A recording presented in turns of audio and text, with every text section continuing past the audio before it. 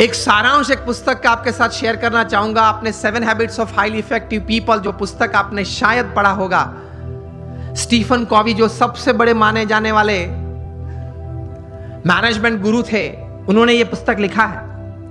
Considered to be the most famous management book ever written.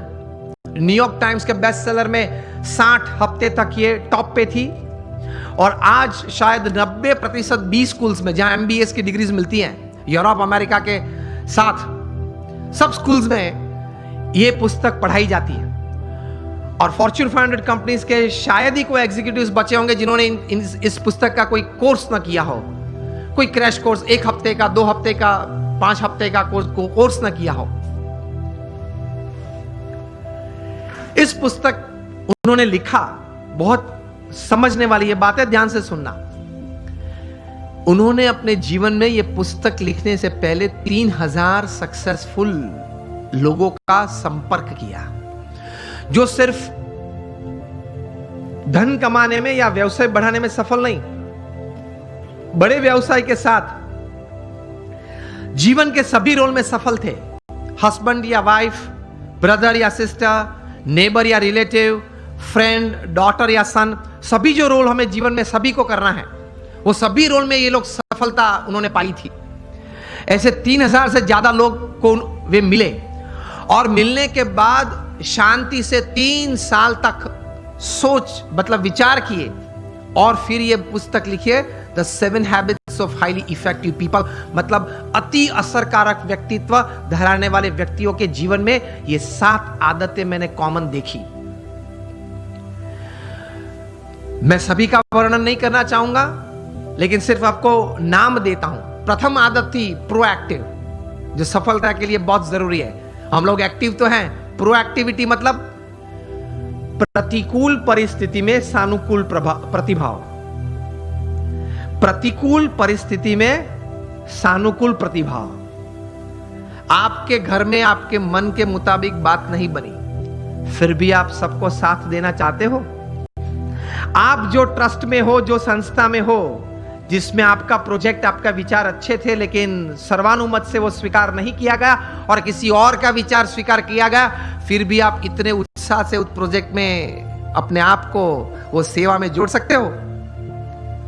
ये बोलते हैं प्रतिकूल परिस्थिति में सानुकूल प्रतिभाव। आपका किसी ने अपमान किया, फिर उस वक्त आप स्थिर रह सकते हो। यह सफलता के लिए बहुत जरूरी है। कोई बड़ी आपत्ति आपके जीवन में आ गई, a setback, a failure is part of life, लेकिन उस वक्त आप स्थिर रहे। आपने जो विचार या उस वक्त जो एक्शंस बताए वो नीति नियम के अनुसार थे या गैर रीति में आप चले गए। प्रतिकूल परिस्थिति में सानुकूल प्रतिभाव। किसी ने चांटा मारा, फिर भी आप हंस रहे हैं, हंस सकते हैं। To keep yourself stable is the first important aspect. प्रतिकूल परिस्थिति में सानुकूल प्रतिभाव। दूसरी बात लिखते हैं, begin with the end in mind. जो भी आप करना चाहते हैं तो उसका अंतिम परिणाम आप क्या चाहते हैं वो आप अभी से सोच लें, और अंतिम नतीजा शायद क्या भी आ सकता है वो भी आप तैयार कर लें। तीसरी बात लिखिए, putting first things first, priority. चौथी बात लिखिए, थिंक विन विन। आप भी जीते, मैं भी जीतूं। आप भी पैसा कमाए, मैं भी कमाऊं। आप भी सुखी हो, मैं भी सुखी हूं। क्योंकि ये नेट का जमाना है, एज ऑफ इंफॉर्मेशन है, क्वालिटी कंट्रोल का जमाना है। आप किसी व्यक्ति या किसी कलीग के साथ 1 बार 2 बार चीटिंग कर पाओगे, तीसरी और चौथी बार नहीं। यस और नो? Think win win. मैं जिसके साथ धंधा करता हूं वो भी जीते, मैं भी जीतूं। वो भी सुखी हो, मैं भी सुखी हूं, दोनों कमाए। 5वीं बात लिखी थी, seek first to understand and then to be understood. ये मिलियनर यूथ समृद्ध जीवन के लिए ये आदत बहुत जरूरी है। Seek first to understand and then to be understood. आप पहले वो व्यक्ति को समझने का प्रयत्न करें, फिर वो व्यक्ति मुझे समझे, ऐसी अपेक्षा रखे। हमारी बात ये होती है कि देख तू मेरा सुन, पहले तू मेरी बात सुन। ये स्टीफन कॉवी लिखते हैं, ये 3000 सक्सेसफुल पीपल के जीवन में ये आदत थी। पहले वे सामने वाले व्यक्ति को शांति से सुनते थे।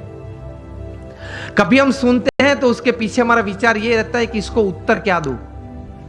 उत्तर देने के लिए मत सुनना। स्टीफन कॉवी लिखते हैं एम्फैटिक लिसनिंग, समझने के लिए सुनना।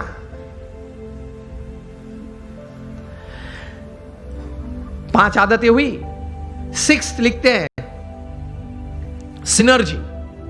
एनर्जी तो हम सब समझते हैं, मतलब आगे ऐसा लगता है। सिनर्जी मतलब 2 या 2 से ज्यादा व्यक्ति जब साथ में आते हैं, कुछ काम करने का निर्णय लेते हैं, काम करना शुरू करते हैं, मतभेद हो जाते हैं, कभी मनभेद भी हो जाते हैं, फिर भी साथ रहने का निश्चय करते हैं, साथ रहते हैं और चर्चा करते हैं, कॉमन मिनिमम प्रोग्राम डिसाइड करते हैं, कॉमन मिनिमम प्रोग्राम के लिए अपनी एनर्जी रिसोर्सेज अंदर डालते हैं, एक परिणाम पैदा करते हैं और परिणाम का आनंद लेते हैं। उसी आनंद में दूसरा काम करने का तैयार करते हैं, उसको सिनर्जी बोलते हैं। ये सिनर्जी के साथ काम करना वो आपको समृद्ध बनाएगा।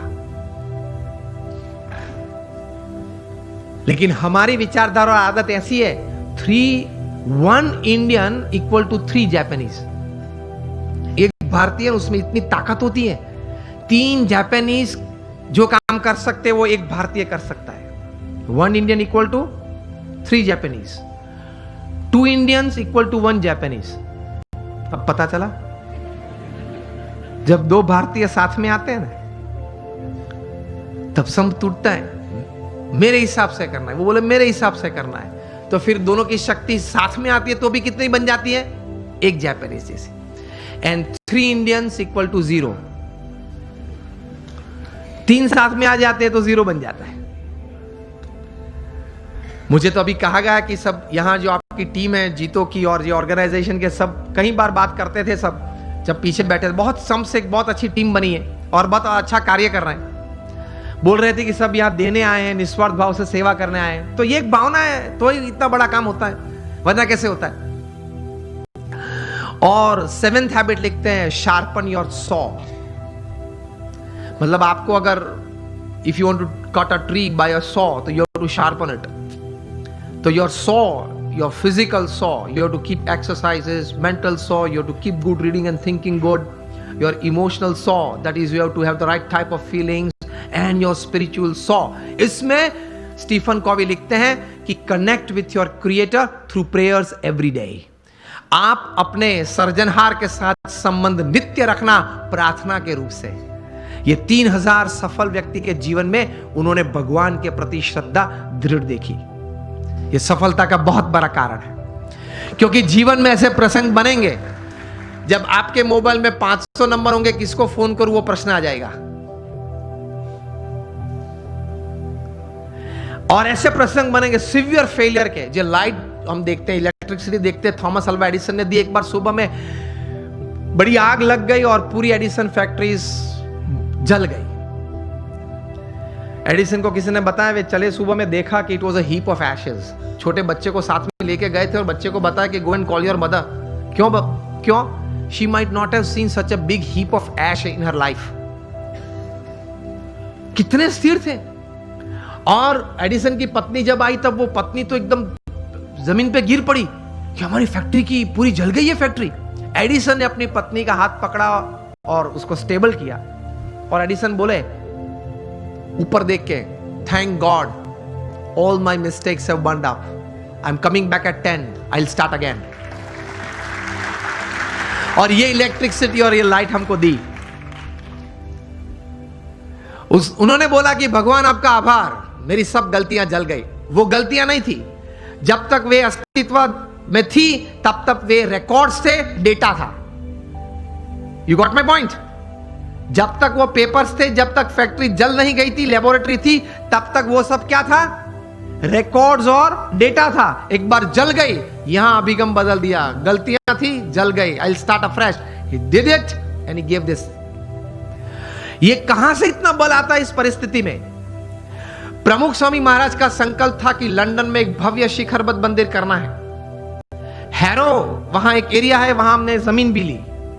लेकिन नेबरहुड में सबने ये प्रश्न उठाया कि ये लोग 12 बजे तक घंट बजाएंगे, आरती करेंगे, तो हमारी प्राइवेसी डिस्टर्ब हो जाएगी। अब ऐसा तो करते नहीं हम, लेकिन वहां एक सिग्नेचर कैंपेन होता है, वो भी एक part of the legal process है। उन्होंने वो किया और ज्यादा सिग्नेचर लोकल्स थे उनकी हुई, तो कोर्ट ने रूलिंग दे दिया कि BAPS can not construct a मंदिर, या वो यहां मंदिर नहीं बांध सकते, और हम केस हार गए। प्रमुख स्वामी महाराज बड़ौदा में थे और बोर्ड ऑफ ट्रस्टीज ने फोन किया वहां लंदन से कि स्वामी जी हम केस हार गए। प्रमुख स्वामी महाराज के साथ हमारे बड़े सदगुरु संत पूज्य विवेक सागर स्वामी थे, उन्होंने ये प्रसंग प्रत्यक्ष देखा। प्रमुख स्वामी महाराज के चेहरे पे एक व्रिंकल भी नहीं फरी। प्रथम वाक्य वे बोले, जैसी भगवान की इच्छा। दूसरा वाक्य वे बोले कि हमने तो अपना पुरुषार्थ सही भावना से किया था, अब परिणाम जो भगवान की इच्छा है वो हम स्वीकार लेंगे। और तीसरा वाक्य बोले कि हमने तय किया था वो मंदिर तो करना है, और कोई जगह ढूंढना चालू कर दो, मंदिर तो जरूर बनाएंगे। और बनाया, और रीडर्स डाइजेस्ट ने 95 में जब प्रतिष्ठा हुई तब लिखा, it is the 8th wonder of the world. शायद आप लोगों ने किसी ने वो मंदिर देखा होगा निस्दन में, it is the 8th wonder of the world.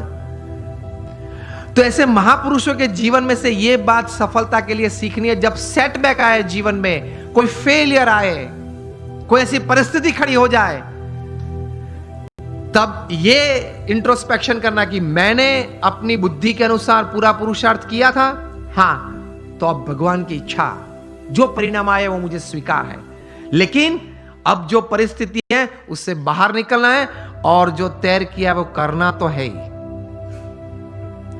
Steve jobs को भी एप्पल में से निकाला गया था, पिक्सर चालू किया था, वापस एप्पल में लिया, और वापस वहां से बोर्ड में आए, वहां से CEO बने, और क्या कुछ नहीं दिया। आईफोन दिया, आईपैड दिया, आईपॉड दिया, आईक्लाउड दिया। It is a $1400 billion revenue company, which is more than the GDP of 90% of the nations upon this earth. और हर सेकंड में 11 आईफोन बिकते हैं, और जितने पृथ्वी पे आईफोन बिके हैं वो सब आप एक जगह पे इकट्ठा कर दो तो it will be higher than the Eiffel Tower in Paris.